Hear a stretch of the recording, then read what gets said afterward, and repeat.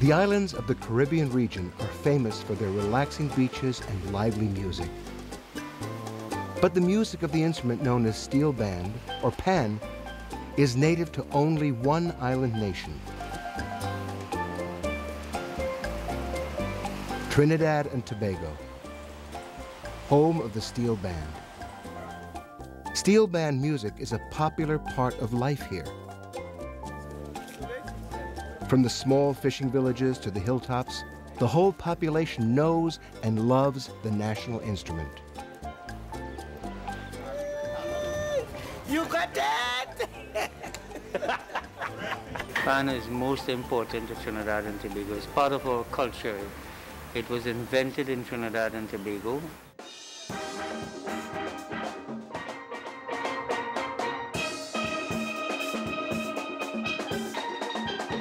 It's the only musical instrument that was invented in the 20th century. The special sound brings happiness to children and adults alike, and to musicians from many different places and backgrounds. Through the island streets and markets, you can't escape the music. Where does steel band music come from? Trinidad is an oil-producing nation. During World War II, the island's old oil drums became useful for something else, as musical instruments. The drums produce sounds that have heavily influenced the music of the region and can now be heard at everything from island calypso to classical music. In fact, the music goes back several centuries to early Africans who were not allowed to use their own drums. They were banned from beating their Congo drums because people thought they were communicating. At first, people played these African rhythms by hitting old tin cans. Later, people played on the tops of steel drums, and that's how the steel band sound was eventually formed. Steel drum musicians usually play by ear.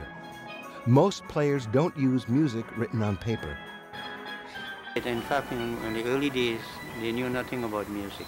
They play by song. They even tune the pan by song. Tong, tong, tong, and they listen for the note until they get it right. The steel band sound starts with the man who tunes the drums, the tuner. This tuner is known as Honey Boy. He's been tuning pans for many years. It takes a long time to tune the drums, but these instruments are used by some of the region's top performers. But the steel band is more than just music to Trinidad. It is a part of the local culture, showing the world the creativity of the island's people. Every night, places called panyards fill with musicians who come to learn the instrument. People like Beverly and Dove. Well, it's the music of my country, so I should learn it, I should know a little bit about it. Pan is to Trinidad part of our main and culture. This is ours, we made it, we created it. Dove says that steel band belongs to the people of Trinidad and Tobago, but it is something which they are happy to share with audiences and musicians around the world.